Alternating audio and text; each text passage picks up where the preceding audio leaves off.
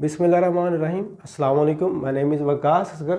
आज हम English grammar जो है ना वो पढ़ेंगे और इंटरमीडिएट के लेवल पर आपका पीएमए, एएफएनएस, टीसी, सीजीडी पायलट और पीएन कैडेट, ये जो पाकिस्तान आर्मी, नेवी और एयरफोर्स के अंदर ब्रांचेस अनाउंस की जाती हैं उसमें जो इंग्लिश के एमसीक्यूज आते हैं इंपॉर्टेंट, वो आज हम करेंगे।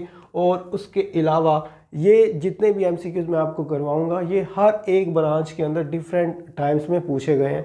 तो सबसे पहले मैं आपको बता दूँ, अगर आप में से किसी ने भी कभी भी ऑनलाइन क्लासेस अटेम्प्ट करनी हो या नोट्स लेने हो पीएमए लॉन्ग कोर्स के, एएफएनएस हो गया, टीसीसी हो गया, जेडी पायलट और पीएन कैडेट, तो वो नोट्स भी अवेल कर सकता है। उसके साथ साथ अगर उसने जूम ऐप पर क्लासेस लेनी हो तो वो भी अटेम्प्ट की जा सकती है, जिसमें हमको कंप्लीट वर्बल, नॉन वर्बल और एकेडमिक, ये तीन कैटेगरीज। एक तो इनकी लाइव क्लासेस होंगी, साथ में इनका मॉक टेस्ट भी लिया जाएगा, आपको पीडीएफ के नोट्स भी सेंड किए जाएंगे। अगर आप में से किसी ने भी यहाँ पर फ्री व्हाट्सएप ग्रुप ज्वाइन करना हो तो उसका लिंक वीडियो की डिस्क्रिप्शन के अंदर अवेलेबल है, वहाँ से जाके ज्वाइन कर सकते हैं। यहाँ पर ये मेरा व्हाट्सएप का नंबर आपको शो हो रहा है, इस पे आप जो है ना वो कांटेक्ट कर सकते हैं क्लासेस के लिए या नोट्स बाय करने के लिए। चलते हैं, हम देखते हैं कि क्वेश्चन जो है ना वो किस तरह के थे। आप जो क्वेश्चन मैं करवाऊंगा इनमें से कुछ रूल्स भी करवाऊंगा, तो कॉपी पेंसिल अपनी ले लें, रजिस्टर ले लें, कोई पेज ले लें, उस पर बस आपने रूल्स लिखने हैं और उन रूल्स को फॉलो करने हैं। जैसे यहाँ पर मैं आपको रूल नंबर 1 बताता हूँ, डॉग्स ऑलवेज एट स्ट्रेंजर। यहाँ पर रूल नंबर 1 जो है ना वो आपने जेहन में रखना, जो यहाँ पर आपको मैं अभी लिखने लगा हूँ। अभी इसका जो आंसर है वो क्या आएगा कि जो डॉग्स हैं वो हमेशा क्या करते हैं, वो जो अजनबी होते हैं उन पे भौंकते हैं। तो हमारे पास डॉग्स ऑलवेज, यहाँ पर जो राइट ऑप्शन होगा वो आ जाएगा बार्क। अब आप लोगों को पता है डॉग्स जो है वो प्लूरल फॉर्म है, तो प्लूरल फॉर्म के अंदर हम एस या एस का एडिशन नहीं करते, सिंगुलर्स के साथ करते हैं अगर एक डॉग होता। अब यहाँ पर ये जो ऑलवेज है ये मेंशन कर रहा है कि हमारे पास बार्क्ड पास्ट फॉर्म नहीं आएगी और ना ही विल बार्क फ्यूचर फॉर्म भी नहीं आएगी। अब रूल्स देखिएगा, जो मैं रूल आपको करवाने लगा हूँ अब ये आपने याद रखना है। रूल नंबर 1 के अंदर आ जाता है, आपने किसी भी सेंटेंस को, चाहे आपको टेंसेस आते हैं या नहीं आते, किसी भी सेंटेंस के अंदर अगर आपने ये कुछ जो वर्ड्स हैं वो देख लिए, मिसाल के तौर पर यहाँ पर ऑलवेज है, मैं यहाँ पर लिख देता हूँ ऑलवेज।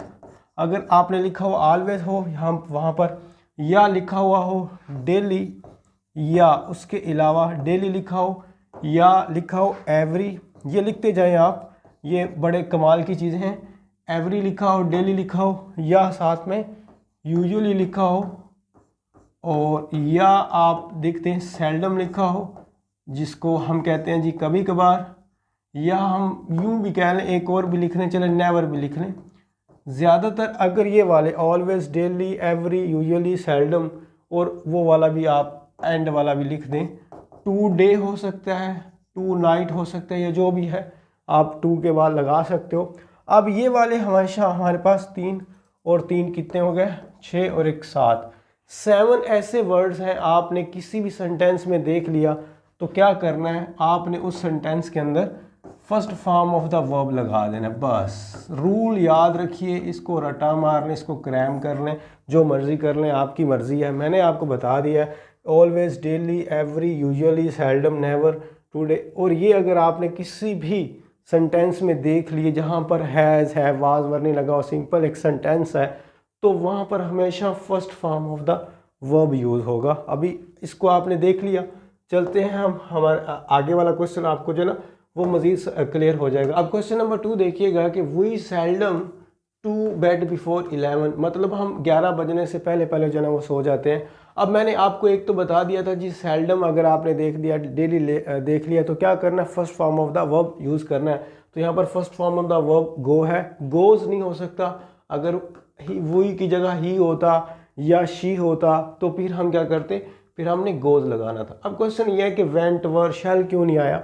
एक तो सेल्डम आपको पता चल गया, दूसरा ये है कि एक और चीज़ होती है, उसको हम कहते हैं जी हैबिचुअल, मतलब कोई हैबिट है आपकी, वो भी हैबिचुअल, या आप कह लें ट्रूथ, हैबिचुअल ट्रूथ आप कह लें उसको। तो ऐसे कोई भी सेंटेंसेस जो कि हैबिट्स होते हैं, जो कि आपके प्रेजेंट को शो कर रहे होते हैं कि यूजुअली आप ये काम करते हो, तो उसके साथ हमेशा first form of the verb use होगा। लेकिन इन सारी चीज़ों को छोड़ के आपको मैंने जो वर्ड्स बताए थे उन्हीं को अगर आप याद कर लो तो फिर ठीक हो जाएगा। ठीक है, तो हमारे पास गो आ गया। उसके बाद नेक्स्ट वन हमारे पास आ जाता है जी he to college daily in time. अब हमारे पास ये भी डेली टाइम जो है ना वो यूजुअली रेगुलरली काम हो रहा है, तो डेली यहाँ पर आ रहा है, तो ये भी अब ही के साथ हमारे पास कौन सा आएगा, ही के साथ हमारे पास आ जाएगा गोस। तो ये वाला आंसर बन गया। तो रीज़न हमारे पास क्या आ गई, रीज़न हमारे पास आ गई डेली, और साथ में ये क्या है, ये एक हैबिचुअल है, डेली टाइम होता है, एक डेली टाइम जो ना काम होता है, रेगुलरली होता है। नेक्स्ट वन देखिएगा हमारे पास, ये कुछ रूल्स हैं, कुछ करवा रहा हूँ फिर हमारे चेंज होंगे। अब एवरी आ गया, एवरी वीक, हर एक हफ्ते में, मतलब ये भी एक यूजुअली काम हो रहा है, हैबिचुअल ट्रूथ है। तो अब हमारे पास वी के बाद क्या आएगा, लेटर एवरी वीक, तो वी राइट आ जाएगा, first form of the verb आ जाएगा। बाकी सिंगुलर के साथ एस एडिशन करते हैं और प्लूरल के साथ हम कोई भी एडिशन नहीं करते, तो वो आपको पता चल गया। आगे देखिएगा हमारे पास, अ जेंटलमैन हिज सर्वेंट। अब ये कुछ ऐसे सेंटेंसेस होते हैं जिनको देखने के बाद आपको खुद ब खुद गैस करना होता है what will be the correct answer. अब जेंटलमैन एक करेक्टर उन्होंने बता दिया है, जो जेंटलमैन होता है और वो जो बैड मैन होता है, आपको पता होता है कि इनकी करेक्टरिस्टिक्स क्या है। जेंटलमैन क्या होता है, नेवर अब्यूजेस हिज सर्वेंट, वो कभी भी अपने सर्वेंट, अपने खादिम, अपने नौकर को गाली नहीं देता। हमारे पास नेवर अब्यूजेस का जो है ना वो आ जाएगा, नेवर अब्यूज नहीं आ सकता, क्यों, आ जेंटलमैन वन पर्सन है, आ सिंगुलर है, तो एस या ई एस का जो है वो हमारे पास इजाफा होगा। तो अब has never abuse, must never abuse क्यों नहीं आ सकता जी। तो अब इसमें ये हमारे पास क्या है, करैक्टर बेस है और प्रेजेंट है, और करैक्टर के साथ, करैक्टर से क्या मुराद है, करैक्टर से मुराद यह है कि अगर यहाँ पर जज का वर्ड होता है तो जज का जो वर्ड है वो कंबाइन किसके साथ किया जाता है, वो किया जाता है जस्टिस के साथ। ठीक हो गया। आपने देखा होगा अगर पेरेंट्स या टीचर की बात करें तो वो हमारे पास किसके साथ हम कंपेयर करते हैं, उसको हम करते हैं एडवाइस वगैरह के साथ। इसी तरह अगर कोप की बात करें, पुलिस, वो किसके साथ करेगा, वो अरेस्ट या क्राइम की बात की जाएगी हमारे पास। तो अब देखिए हर एक करैक्टर जो है वो अपने करैक्टर के लिए ही, जो उसकी ड्यूटी है उसके लिए वो पहचाना जाता है। तो आ जेंटलमैन अगर होता या बैड मैन होता तो हम वही, तो ये सारे क्या होते हैं, ये भी एक हैबिचुअल होते हैं, या ये भी ऐसे वर्ड्स होते हैं जो कि एक ट्रूथफुली होते हैं, क्योंकि इनकी करैक्टर की हमने बात करनी होती है, और ये हमेशा प्रेजेंट फॉर्म में ही हम उनको बताते हैं। क्यों, क्योंकि ये एक तरह का यूनिवर्सल ट्रूथ भी आप इनको कह सकते हैं, the sun rises in the east, sun sets in the west. तो इस तरह ये वाले हमारे पास आ जाते हैं। रूल ज़हन में रखिएगा जो करैक्टर की बेस पे होते हैं। नेक्स्ट वन जी, हार्ड वर्क नेवर। अब नेवर आ गया हमारे पास, तो वही मैंने आपको बताया, ये भी एक प्रेजेंट सेंटेंस है। हार्ड वर्क नेवर वेस्ट क्या होता है जी, नेवर के साथ हार्ड वर्क, तो नेवर गोज वेस्ट। ठीक हो गया, हार्ड वर्क सिंगुलर है, तो अब हमारे पास गोज आ जाएगा, एस का एडिशन होगी। और उसके अलावा वेंट वगैरह क्यों नहीं हो सकता, क्योंकि ये पास्ट वाली बात ही नहीं है, ये एक तरह की बस यूनिवर्सल बात है। उसने कह दिया कि हार्ड वर्क जो है ना वो कभी भी उसको आप मेहनत करते हो तो वो रायगा नहीं जाती, ज़ाया नहीं होती, तो वो एक तरह का प्रो वर्ब बन जाता है। बस ऐसी कुछ बातें होती हैं जिन्हें आपने देखना होता है, जो कि पास्ट फॉर्म में होती हैं। नेक्स्ट वन देखिए, यहाँ पर एक आपने हमेशा जहन में रखना है, जहाँ पर ये लेस्ट का वर्ड आ जाए, एलिएस्ट, वहाँ पर इसका मतलब हमेशा इसके साथ शुड आना चाहिए। तो कहाँ पर है शुड, बस इतना सा रूल आपने याद रखना है कि हमारे पास लेस्ट के साथ हमेशा शुड यूज़ होगा। इसका मतलब क्या है कि work hard लेस्ट you should fail, मतलब मेहनत कर लें, ये ना हो आप फेल हो जाएं। अब शुडंट भी अक्सर ज़्यादातर वर्ड वैसे इसके लिए सूटेबल आएगा शुडंट, लेकिन वर्ड मैं शुड बता रहा हूँ, बस आपको शुडंट आएगा वैसे इसमें सही वाला option. Work hard लेस्ट you shouldn't fail. अब वर्क हार्ड मतलब मेहनत करो, ये ना हो कि तुम फेल हो जाओ, एक वार्निंग दे रहे हैं। तो लेस्ट के साथ हमेशा शुड आएगा, बस ये आपने याद रखना है अपने माइंड के अंदर, ये रूल लिख लीजिए अभी, और ये लाजमी कभी ना कभी ये आपके सामने आएगा किसी न किसी एग्जाम के अंदर। नेक्स्ट वन आप देखिएगा हमारे पास जो है कि दिस बुक लास्ट ईयर। अब यहाँ पर क्या है जी, लास्ट का वर्ड है। मैं आपको रूल दिखाता, रूल नंबर 2 देखिएगा। हमने रूल नंबर 1 प्रेजेंट का पढ़ा था, अभी मैं रूल नंबर 2 आपको जो ना यहाँ पर बताने लगा। रूल नंबर 2 क्या है हमारे पास, अगर कभी भी अगो लिखा हो, ठीक हो गया, अगो या पास्ट का वर्ड हो या प्रीवियस का वर्ड हो, तो हमारे पास ठीक हो गया, या यस्टरडे भी आप एक वर्ड लगा ही लें तो यस्टरडे हो गया। ये वाले अगर आपके पास हैं मौजूद 1 2 3 और 4। अगर ये वाले 4 वर्ड्स कहीं पर भी देखें, अगर कोई शायद एक आध और भी हो सकता है जो मेरे माइंड से स्किप हो भी सकता है। तो अब दिस बुक लास्ट ईयर, तो लास्ट का एक वर्ड आपको नज़र आ रहा, तो मैंने यहाँ पर लिखा है जी लास्ट। लास्ट भी मैंने लिखा तो स्किप कर गया हूँ, तो लास्ट भी यहाँ पर लिख लें। इसके साथ हमेशा रूल नंबर 2 के साथ हमेशा second form of the verb आएगी। ये आपने रूल नंबर 2 याद रख लेना है। सेकंड फॉर्म क्या होती है, जैसे गो वेंट गॉन हो गया, इसी तरह आ गया ना मेक मेड मेड। तो अब यहाँ पर दिस बुक लास्ट ईयर है, यहाँ पर has been published, is published, was published, had been published. तो अब हमारे पास क्या आ जाएगा, this book was published last year. अब यहाँ पर क्या है, सेकंड फॉर्म तो आ गई, पब्लिश्ड, इज पब्लिश्ड भी आ गया, हैज़ बीन पब्लिश्ड भी आ गया, हैड बीन पब्लिश्ड भी आ गया। लेकिन हम यहाँ पर इस जो है वो तो ये जाहिर कर रहा है प्रेजेंट को। हैज़ बीन पब्लिश और हैड बीन ज़्यादातर इस्तेमाल किए जाते हैं सिंस और फार के लिए। सिंस और फॉर के लिए हमारे पास क्या यूज़ किया जाता है, बिन का वर्ड। तो बिन का वर्ड, ये रूल आपको मैं आगे जाके बताता हूँ, लेकिन आपने ये भी अभी ज़हन में रख लें कि सिंस और फार के साथ बिन आएगा। तो यहाँ पर सिंस फार नहीं है, तो अब क्या बचा हमारे पास, वाज पब्लिश्ड। इस वाला नहीं हो सकता, प्रेजेंट का है। बिन वाले नहीं हो सकते क्योंकि सिंस फार नहीं है, तो बचा वाज पब्लिश्ड।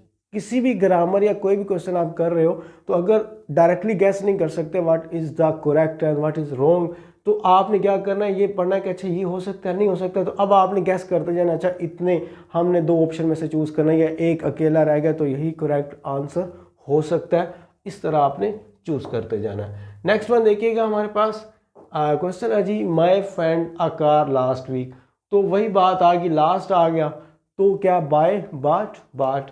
तो ये बाट हमारे पास क्या है, second form of the verb है। लास्ट आ गया, अगो आ गया, प्रीवियस आ गया, यस्टरडे आ गया, तो जो भी होगा वो आपने यहाँ पर लगा देना है। सेकंड फॉर्म ये थी। अब यहाँ पर आ गया वही वाला जो रूल मैं आपको बता रहा था कि सिंस और फॉर, तो यहाँ पर सिंस आ गया। अब एक रूल याद रखिएगा, या फॉर आता है, तो ये 2 हैं। अब इन दोनों के साथ हमारे पास जितने भी एग्जाम होते हैं उनमें एक ऑप्शन सिर्फ ऐसा होता है जिनके अंदर बिन आता है। वो हैज़ बिन हो सकता है, वो हैव बिन हो सकता है, वो will have been, shall have been, कुछ भी हो सकता है, but been is the compulsory part. अब यहाँ पर देखिए कि पूरे में बिन कहाँ पर यूज हुआ है, तो बिन यहाँ पर हुआ है, आपने बस डी लगा देना है। पाकिस्तान के अंदर मैंने जो देखे हैं, जितने भी इंटरमीडिएट लेवल पे एग्जाम आते हैं, वहाँ पर एक ही ऑप्शन बिन वाला होता है, और सिंस और फार में बिन आता ही आता है, क्योंकि ये टाइम ड्यूरेशन को शो करते हैं।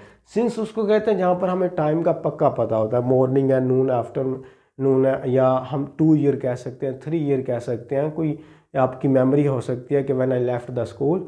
तो इस तरह फॉर वहाँ पर होता है जहाँ हमें पता नहीं होता, many years, many days, many weeks, कुछ भी कह सकते हो, जिसका पक्का पता नहीं, वो बता रहा हूँ, बस ऐसे एक जेनेरिक फॉर्म में बात कर रहा है। तो सिंस और फार के अंदर अब रूल नंबर 3 हमारे पास जो आ गया वो आपने जहन में रख लेना है। रूल नंबर 3 हमारे पास क्या है जी, जहां पर भी आपने सिंस लिख देना है या आपने देखना है यहाँ पर फार है, तो उसके साथ आपने क्या करना है, उसके साथ आपने करना है हमेशा बिन को फाइंड आउट करना है, और बिन ही उसका आंसर होगा। वो कुछ भी बिन के साथ हैज, हैड, जो भी लगाओ, हम इससे कोई लेना देना नहीं, मैं आपको रूल बता रहा हूँ। आगे देखिएगा हमारे पास, जैसे ही हम आगे चलते हैं तो आपको पता चल जाएगा। इसी तरह आप देखिएगा यहाँ पर देखिए सिंस और फार में, वैसे मैंने आपको डिफरेंट बता दिया था कि क्या डिफरेंस है, लेकिन यहाँ पर बताया हुआ फार है तो यहाँ पर 2 लिखा हुआ है। जहाँ पर भी हमारे पास इस तरह आ जाए, she the child for 2 years, तो यहाँ पर वैसे आना तो सिंस चाहिए था, 2 लिखा हुआ है। तो खैर आगे देखिए हमारा जो मेन चीज़ है वो ये है फार है, तो अब बिन आपने ढूंढना, तो ये बिन यहाँ पर खड़ा हुआ है, तो वही हमारे पास आंसर आ जाएगा। सिंस फॉर के अंदर हमने बिन को जो है ना वो लगा देना है। उसके बाद जी हमारे पास ये वाला आ गया कि I in the rain for half an hour, फिर फार आ गया, तो यहाँ पर देखिए बिन कहाँ पर है, तो बिन यहाँ पर है, तो बस डी लगा देना। बस ये रूल आपको अंडरस्टैंड हो गया कि जहाँ पर सिंस फॉर यूज़ हो वहाँ पर क्या BEEN बिन, उसको हमने फाइंड करना है। आगे चलिए जी, हमारे पास जो नेक्स्ट रूल है, Ibrahim helping the poor for many years, वही बार बार रिपीट हो रहा है। फार आ गया तो बिन वाला आपने ढूंढना है, बिन वाला यहाँ पर है, तो बस हमारा क्या हो गया, यहाँ पर आंसर आ गया। आगे देखिएगा इफ़ वी, अब आपको पता होगा इफ़ कहाँ पर हम यूज़ करते हैं, इफ़ को कंडीशनल सेंटेंस कहते हैं। तो हमारे पास बेसिकली कुछ 3 कंडीशन होती हैं। वैसे 0 कंडीशन भी होती है, उसको यूनिवर्सल ट्रूथ कहते हैं। वो मैं यहाँ पर चलो नहीं बताऊँगा। वो यूनिवर्सल ट्रूथ यही है 2 and 2 make 4, when we heat then it melts. या उसके अलावा हमारे पास आता है sun rises in the east, sun sets in the west. तो ये हमारे पास क्या है, ये यूनिवर्सल ट्रूथ है, ये चेंज नहीं होते। इफ़ वी वर्कड हार्ड, अब यहाँ पर वर्कड आ गया है तो इसका मतलब है कि यहाँ पर क्या लगा हुआ है, second form of the verb है, और उसके बाद पास द एग्जामिनेशन। इसके सेंटेंस के 2 पार्ट होते हैं, उसमें कंडीशन होती है। इफ़ का मतलब होता है अगर का मतलब होता है शर्तिया जुमले जिसको उर्दू में कहते हैं, इंग्लिश में हम उनको कंडीशनल सेंटेंसेस कहते हैं। मैं आपको यहाँ पर इसके रूल्स लिख देता हूँ। फर्स्ट कंडीशन हमारे पास होती है जी, फर्स्ट कंडीशन के अंदर जहाँ पर भी आपने देखना, फर्स्ट कंडीशन सी लिख दिया। फर्स्ट कंडीशन में ये होता है कि अगर आपके पास first form of the verb आ गया, ठीक है, first form of the verb आ गया, तो फिर आगे वाले में विल या शैल आएगा। ठीक हो गया, ये रूल आपने जहन में रखना है। आगे शायद कोई सेंटेंस आए तो मैं आपको करवाऊंगा भी। और सेकंड कंडीशन के अंदर आपका क्या आ जाएगा, सेकंड कंडीशन के अंदर आ जाएगा, अगर तो आपके पास जैसे सेकंड फॉर्म है, सेकंड फॉर्म आ गई है, उसके बाद आपने क्या लगाना है, विल की पास्ट फॉर्म क्या होती है, तो विल वुड में चेंज हो जाता है। तो फिर हमारे पास वुड आएगा। ये शेल वगैरह इसको छोड़ दें, इग्नोर कर दें, क्योंकि ये ज़्यादातर अभी नहीं पूछा जाता। थर्ड कंडीशन हमारे पास एक और होती है, उसके अंदर हमारे पास क्या आ जाता है जी, यहाँ पर हैड आ जाता है। अब हैड आने के बाद आपको पता ना, हैड, हैज़, हैव, इनके बाद क्या आती है, थर्ड फॉर्म आती है, और उसके बाद क्या आ जाता है, वुड हैव। बस इतनी सी ये आपने 3 कंडीशंस याद रखनी है। इसको आप अभी याद कर लें, लिख लें। तो हमारे पास फर्स्ट कंडीशन में first form of the verb आएगी। अब इसका क्या मतलब बनता है, मैं यहाँ पर आपको करवा देता हूँ। अब देखिए यहाँ पर मैंने क्या बताया है, second form, if we worked hard, second form आई है। तो देखिए कंडीशन नंबर 2 के अंदर सेकंड फॉर्म बताई गई है, और अगर आपके पास सेकंड फॉर्म आ जाए तो उसके बाद क्या आएगा, वुड आएगा। अब देखिए पूरे में वुड कहाँ पर है, तो वुड यहाँ पर भी है, वुड यहाँ पर भी है, लेकिन मैंने अकेला आपको वुड बताया, वुड हैव नहीं बताया। तो इसलिए ए ऑप्शन जो है ना वो करेक्ट होगा। वुड हैव कहाँ पर आएगा, अगर यहाँ पर if we had worked hard, अगर यहाँ पर इसकी जगह हैड लिख देते, had worked hard, we would have आगे pass the examination, passed third form, वैसे वुड हैव के बाद थर्ड फॉर्म आएगी क्योंकि हैव आ गया। और यहाँ पर इफ़ वी, अब इस ये पूरे को आप एक दफ़ा लिख लें, मैं आपको इसी के 3 जो है ना वो सेंटेंस बता देता हूँ। सेंटेंस किस तरह बनेंगे देखिएगा, तीनों हम यहाँ पर कर लेते हैं। अगर यहाँ पर सेंटेंस होता है जी इफ़ वी वर्कड की जगह मैं क्या लगा देता हूँ, यहाँ पर काट के, ईडी काट के मैं यहाँ पर वर्क, वी आ गया, तो हमें वर्कड ही रहना। If we work hard, first form में ईडी नहीं है, तो हमारे पास वी के बाद क्या आना चाहिए, तो आप बताएं, फर्स्ट फॉर्म आ जाए तो विल, तो वी हम विल लगा देंगे। शेल को छोड़ दें, शेल आजकल यूज़ नहीं किया जाता, सारे विल यूज़ करते हैं स्पोकन फॉर्म में भी। ये हमारी क्या होगी, ये हमारी होगी फर्स्ट कंडीशन। अगर मैं यहाँ पर वर्कड को वैसे के वैसे ही रहने दूँ और यहाँ पर क्या लगा दूँ, वी के बाद हैड लगा दूँ, अगर तो मैं if we had worked hard आएगा, तो हैड आपके पास थर्ड फॉर्म में है, हैड के बाद हमारे पास क्या लगेगा, वुड हैव। तो यहाँ पर हमारे पास क्या आ जाएगा, वुड हैव।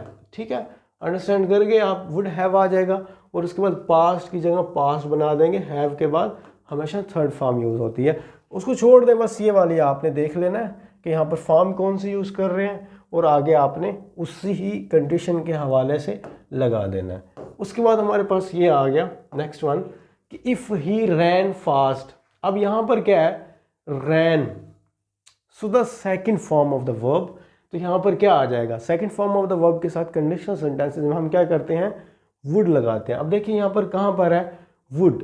अब यहाँ पर वुड कैच द ट्रेन, अगर वो तेज़ भागता तो वो ट्रेन को पकड़ लेता।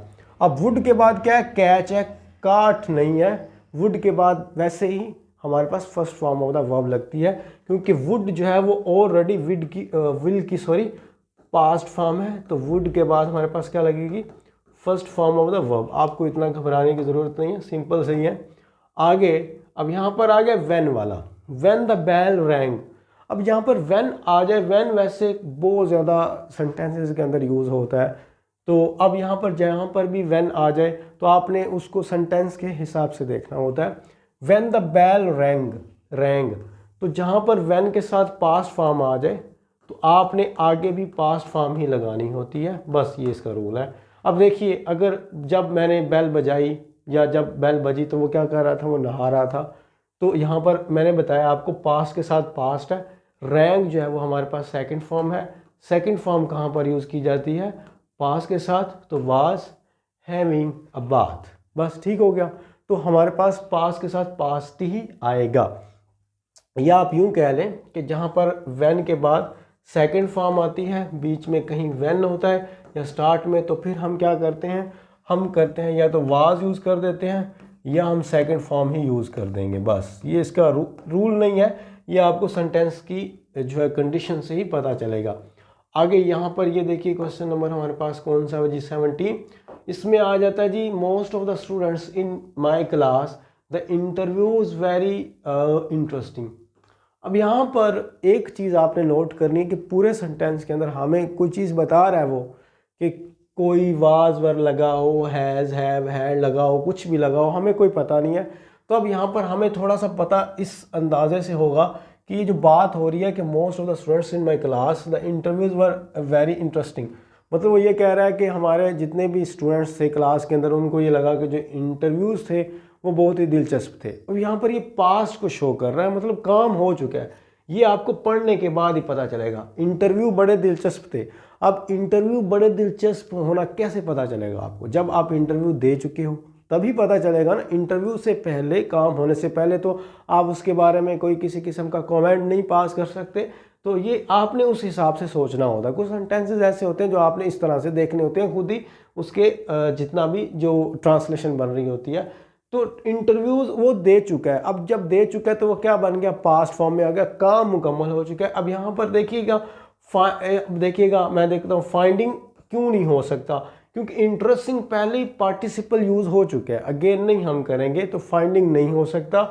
फाइंड्स हो ही नहीं सकता क्योंकि most of the students plural form है, तो हम फाइंड्स नहीं लगा सकते। फाउंड्स तो ग्रामेटिकली वैसे ही इनकरेक्ट है, फाउंड अकेला बन सकता है, फाउंड्स तो बन ही नहीं सकता। अब अकेला बच गया फाउंड, तो ये भी पास्ट को ही मेंशन कर रहा है कि जो चीज़ हमारे पास अभी रिसेंटली मुकम्मल हुई है या जो भी हुआ है या हुई है, तो वो हमारे पास second form of the verb, ये आपको सेंटेंस से पता चलेगा।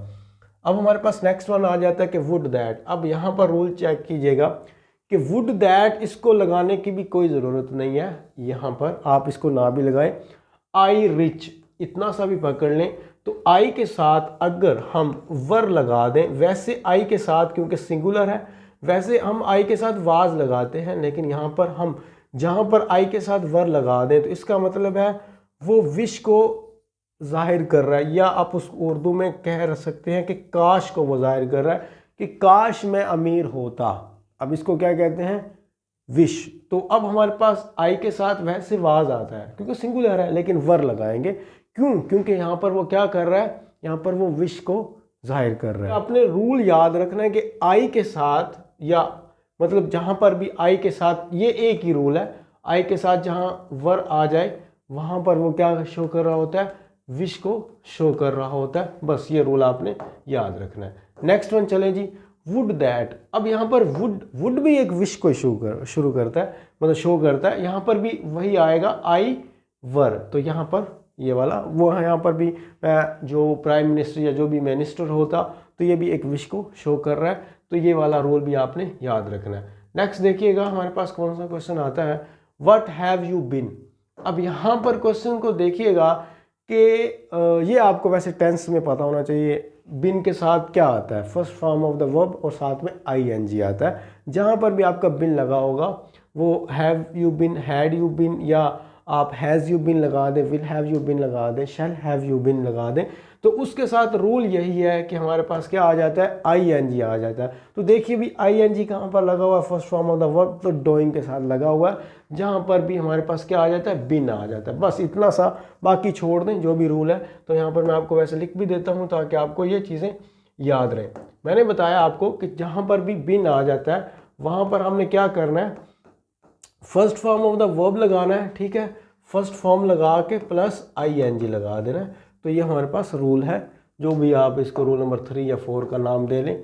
आर यू, यहाँ पर देखिएगा कि आर यू, अब आप लोगों को पता है ना कि हमारे पास इज़, एम और आर जो होते हैं, या आप वैसे पास्ट फॉर्म में चले जाएं जी, वाज हो गया, वर हो गया, इन सब के साथ क्या होता है हमारे पास first form of the verb आता है प्लस आईएनजी लगा होता है। तो ये कंटिन्यूअस को शो कर रहा है। आर यू प्रेजेंट कंटिन्यूअस है, पास्ट कंटिन्यूअस है, जो भी है। तो आर यू हमारे पास क्या आ जाएगा, डूइंग आ जाएगा यहाँ पर भी, क्योंकि वो आर को जिनको पता है वो बेहतर, बाकी मैंने ये लिख दिया था। We can not go out because, अब यहाँ पर हमें नहीं पता चल रहा, लेकिन हमें एक जगह से पता चल भी रहा है, कैन नॉट गो से। अब कुडंट गो नहीं आया, मतलब कैन की उन्होंने फर्स्ट फॉर्म यूज़ की है, और गो तो चलो आना ही आना था ना उसके साथ, कैन नॉट। अब इसका मतलब क्या है कि जो भी काम है वो प्रेजेंट में हो रहा है। तो अब आपने खुद से अंदाज़ा लगाना, इज़ रेजिंग रेनिंग, मतलब सेंटेंस की कंडीशन से हमें समझ आ जानी चाहिए कि प्रेजेंट की बात हो रही, कैन नॉट आ रहा है। अगर कुडंट का मतलब कुड नॉट, कैन की जो पास्ट फॉर्म होती है वो कौन सी होती है, कुड। तो इसका मतलब ये है कि वो ये कह रहा था कि हम बाहर इस वजह से नहीं जा सके थे क्योंकि बारिश हो रही थी, वाज रेनिंग आएगा। लेकिन अभी वो ये कह रहा है कि हम बाहर इसलिए नहीं जा सकते, क्यों, क्योंकि बारिश हो रही है। Is raining, was raining past form में, हैज़ रेनिंग तो ग्रामेटिकली इनकरेक्ट है। रेन्ड क्योंकि पास्ट हमें शो ही नहीं कर रहा, कुड उसने बताया ही नहीं है, तो फिर हमारे पास आ गया। उसके बाद हमारे पास आ गया नेक्स्ट वन, दे और until they die, they until they die। until का जो हमारे पास है ना, ये कंजक्शन के तौर पर भी यूज़ किया जाता है, प्रेपोजिशन के तौर पर भी यूज़ किया जाता है। तो ये हमारे पास ये बताता है कि जब तक, मतलब the final decision, and point तक इस चीज़ को मेंशन करेंगे। They will fight until they die, मतलब वो तब तक लड़ेंगे जब तक वो मारे ना जाएं, मर ना जाएं, या जो भी है। अब until के साथ फोर नहीं आ सकता, मैंने आपको बताया कि जब तक काम होता रहे। तो जाहिर है काम जो है वो फ्यूचर एंड लेवल तक जाना है, तो वो फ्यूचर तक जाए ही जाएगा। तो जहाँ पर काम है हो ही कंप्लीट चुका है, तो उसके लिए until हम यूज़ नहीं कर सकते। वाज फाइटिंग किसी हिसाब से ये पास्ट में नहीं जा रहा, तो विल फाइट हमारे पास आ जाएगा। क्यों, क्योंकि until हमारे पास किसको शो करता है, एंड पॉइंट को। तो यहाँ पर आपने ये जहन में रखना है। उसके बाद जी आ गया हमारे पास सेकंड लास्ट, अनलेस, वही unless you hard you can not succeed. मतलब यहाँ पर ये है कि अनलेस, जब तक, यहाँ तक के you work hard you can not succeed. Can not फिर हमें क्या कर रहा है, first form of the verb है, और हमारे पास क्या है, first form of the verb नहीं, सॉरी, ये हमारे पास प्रेजेंट है। अब प्रेजेंट ये क्या है, अनलेस यू के साथ क्या आता है, डू नॉट वर्क। क्या ये हम कर सकते हैं, ये हम नहीं कर सकते। क्यों, क्योंकि अनलेस जो होता है ना, इसका मतलब ही नो होता है, या आप इसको नेगेटिव कह लें, इसका मतलब ही नेगेटिव। तो 2 दफ़ा नेगेशन नहीं यूज़ कर सकते आप सेंटेंस में, रूल जहन में रखिएगा। अनलेस जहाँ पर यूज़ हो, तो अनलेस के साथ कभी भी नॉट नहीं आता, अनलेस के साथ कभी भी नॉट नहीं आता। तो ये आपने रूल याद रखना है। तो क्या डू नॉट वर्क आ गया, तो अब हमारे पास अनलेस यू हार्ड, तो कैन हमें कह रहा है कि ये हमारे पास प्रेजेंट है। तो प्रेजेंट में देख लें, वर्कड है, हैड वर्कड है, तो प्रेजेंट में एक ही खड़ा हुआ है, वर्क है। हमें एक कैन ने बताया कि प्रेजेंट है, अनलेस ने बताया कि नॉट नहीं आ सकता। तो अब आप दोनों चीज़ों को देख लें, हमारे पास वर्क प्रेजेंट भी है और नॉट भी नहीं आ रहा, ऊपर वाले में नॉट आ रहा था, तो इसलिए मैंने इसको क्रॉस कर दिया। जो हमारे पास लास्ट वन है, इसको हम कहते हैं यूनिवर्सल ट्रूथ, नहीं भी कह सकते, प्रोवर्ब्स कहते हैं जी, ज़रबुल अमसाल जिसको कहते हैं, ये चेंज नहीं होती। इनमें चाहे हैड, हैज़, हैव जो लगाओ, हैड के बाद फर्स्ट फॉर्म भी लगी हुई है तो हम लगाएंगे, क्योंकि ये कोटेशन मार्क की तरह होते हैं। तो इसलिए हमारे पास a rolling stone gathers no moss, ठीक है। अब इसका मतलब क्या है कि एक लुढ़कता हुआ जो पत्थर उसको काय नहीं लगती, या आप यूँ कह सकते हैं कि धोबी का कुत्ता घर का ना घाट का, मतलब जो हर तरफ ही भागा भागा रहता है वो फिर कहीं का नहीं रहता। तो या नकारा नकम्मा भी आप इस चीज़ को कह सकते हो। तो अब प्रोवर्ब्स के अंदर हमेशा क्या होता है, अब प्रोवर्ब नो चेंजेस, ठीक है, इसमें कोई चेंजेस नहीं आती, इवन के ये डायरेक्ट इनडायरेक्ट एक्टिव पैसिव में भी सेम रहती हैं।